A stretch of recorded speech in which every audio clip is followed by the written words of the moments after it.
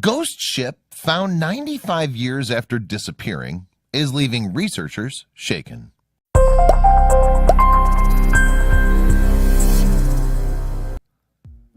There wasn't GPS or radar 100 years ago, so when things went missing, they tended to stay missing. Records report ships, planes, and cars that all disappeared, leaving behind no trace except a sense of confusion and an unsolvable mystery. But one vessel that went missing way back in 1925 made a century-long search a bit easier when it actually returned after having vanished for almost 100 years. When the SS Cotopaxi showed up once again, it left researchers everywhere scratching their heads. On the cold November morning that the SS Cotopaxi was set sail with its cargo full of coal, everyone on board expected a relatively easy voyage, lasting just a couple days. They were wrong. The ill-fated carrier, named for a volcano, was set to go from Charleston, South Carolina, and disembark in Havana, Cuba. Along with the hefty cargo, 32 crew members were on board the ship. However, after the boat still hadn't arrived in Havana several days after departure, people grew concerned. Still, residents of the port city held out hope that somehow passengers were just delayed and might still arrive safely. After days turned into weeks and weeks stretched into months, the friends and family of those on board had to resign themselves to the awful truth that they might never find out what happened to their loved ones. Although researchers tried for years to answer the elusive question of what on earth had occurred that day and where the Cotopaxi had gotten off to, they failed to produce any meaningful results, for a while at least. However, due to the particularly confusing nature of the ship's disappearance, the mystery surrounding the SS Cotopaxi became a staple of popular culture. Movies, shows, and myths all tackled the enigma throughout the years. In fact, the Cotopaxi became so infamous that it was even featured in the classic Steven Spielberg movie, Close Encounters of the Third Kind. In this film, the ship is shown resurfacing in an unlikely place in the middle of the Gobi Desert. Over the years, the mystery of the vanished ship deepened when rampant rumors surfaced that the vessel had been found empty, floating along near the St. Augustine coast where it had first set sail. These reports were quickly debunked. However, 95 whole years after the boat's initial disappearance, a group of daring researchers finally discovered the real truth about the dark fate of the SS Cotopaxi. They risked everything to find the answer.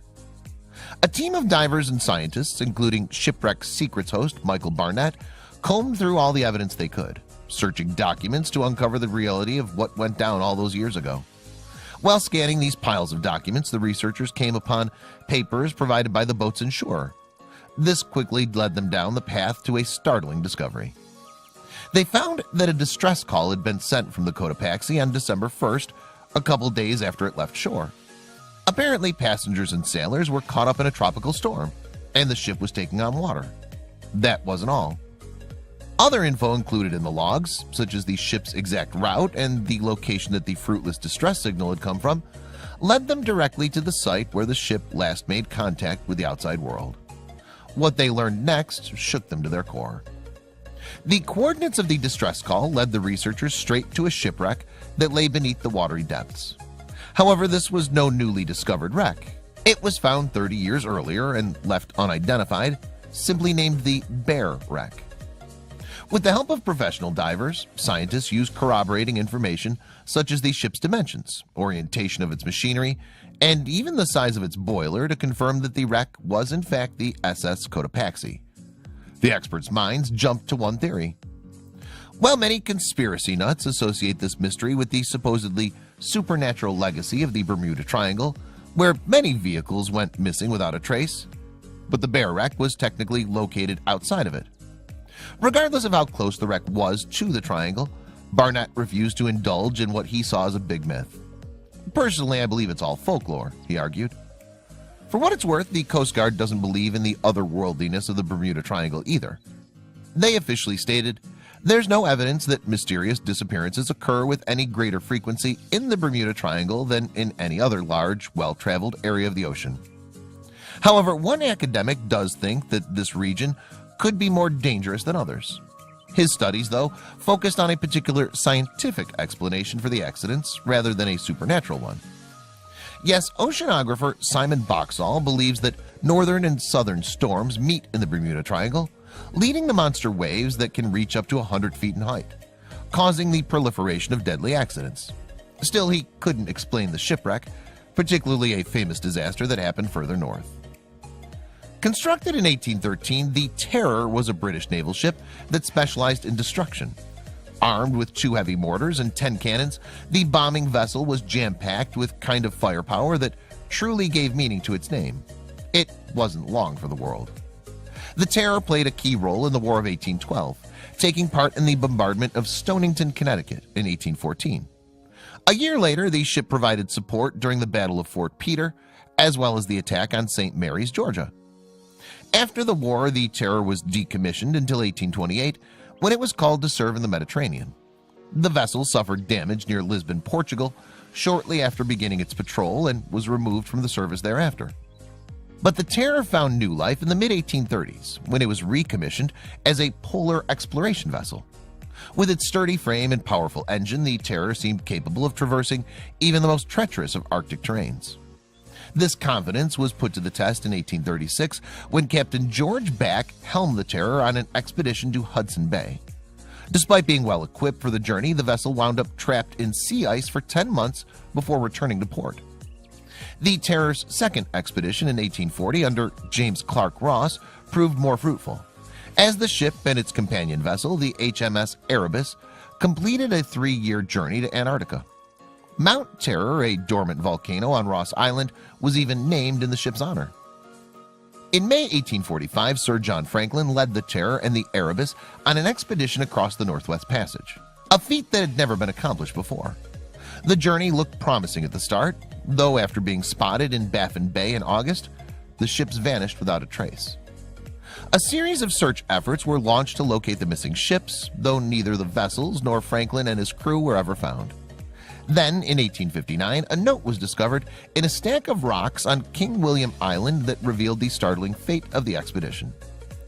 Dated 1848, the note explained that both the Terror and the Erebus had become trapped in ice in the Victoria Strait, forcing the crews to abandon ship. The survivors attempted to trek to a fur trading post some 600 miles away, though quickly perished from starvation and exposure. More than 100 years after the note's discovery, the remains of a number of crewmen were located on King William Island. Autopsies of the bodies showed that, in addition to hypothermia and lack of food, the men also suffered from lead poisoning and botulism, likely a result of tainted rations. In the late 20th century, Inuit researchers discovered that cannibalism may have played a role in the demise of the Terror and Erebus crews. Cut marks on the skeletal remains of several crew members suggested that the men may have resorted to eating one another to survive. Yet one question remained: where were the ships? And for that matter, could they even be salvaged? After spending more than a century beneath the frigid waters of the Arctic, there was no telling what condition they'd be found. The answer to that question came 2 decades later, when wreck of the Erebus was discovered off the coast of King William Island in 2014. Then in 2016, the Terror was located 45 miles away in a body of water aptly called Terror Bay. Archaeologists were eager to explore the lost wrecks, though it wasn't until 2019 that they acquired the technology to do so. Using a remotely operated vehicle, ROV, the researchers began a systematic exploration of the ships. Searching the various cabins and compartments of the vessels, the archaeologists were blown away by how well preserved everything was. Cabinets were closed and filled with liquor, furniture sat in place, and even paper maps remained taut and readable. The impression we witnessed when exploring the HMS Terror is of a ship only recently deserted by its crew, seemingly forgotten by the passage of time, said ROV pilot Ryan Harris. The captain's cabin proved to be the biggest treasure trove, containing maps, a tripod, and several thermometers. Cabinets filled with plates and cutlery were also discovered, their contents still polished and colorful despite spending decades beneath the sea. But how was this possible? According to the researchers, the Arctic conditions created the perfect environment for preservation. Between the 0-degree water temperature, the lack of natural light, and sedimentation, the artifacts had very little chance to decompose. This explanation marks the first of many in an effort to recover all artifacts from wreckages. By analyzing these objects, researchers hope to learn more about how and why Franklin's expedition met its tragic end. The excellent condition of the ship will, I hope, mean that there will soon be answers to so many questions about the fate of the Franklin expedition, shrouded in mystery since 1845, said British High Commissioner to Canada Susan Lejeune de Elaguirre.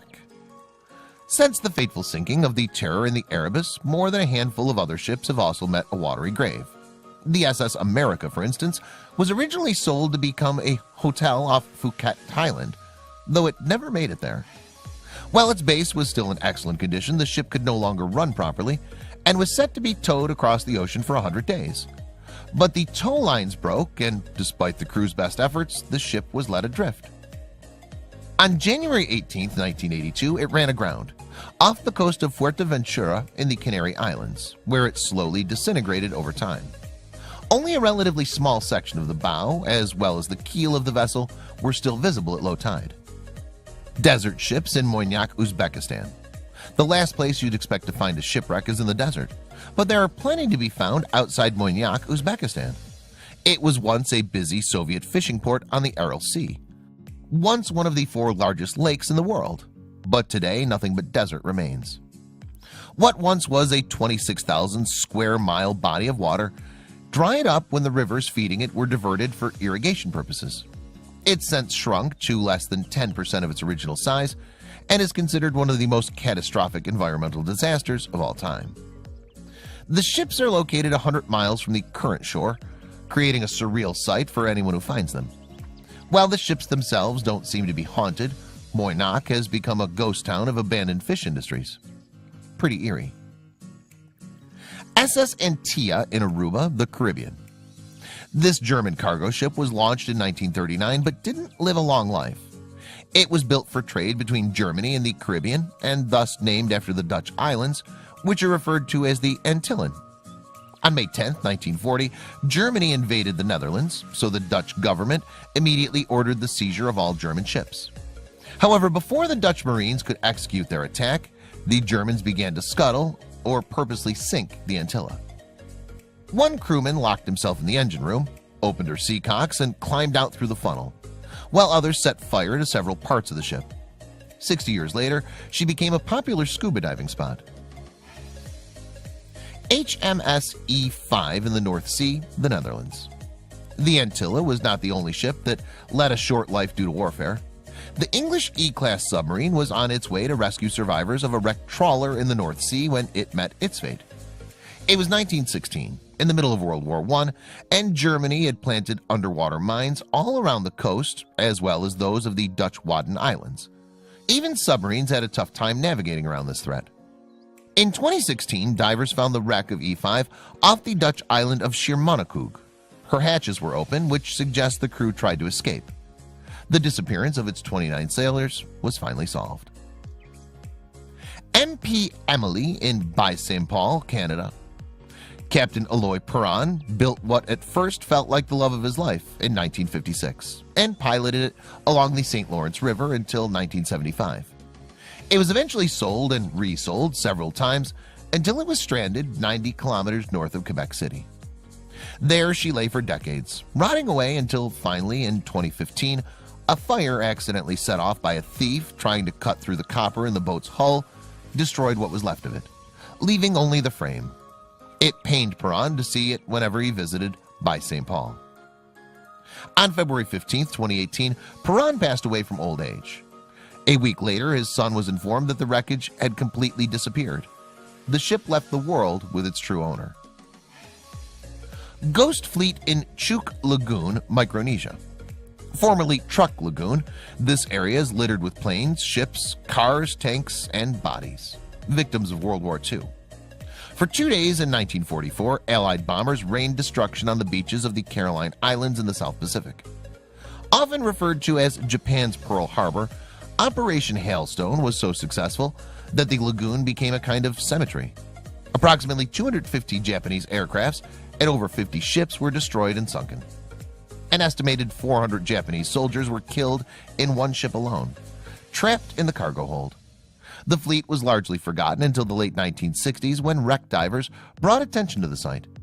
Japan then made recovery efforts and removed many bodies for burial. The SS Mohegan, Cornwall, England. The sinking of the SS Mohegan is one of the biggest tragedies and mysteries of the Atlantic transport line ever to occur.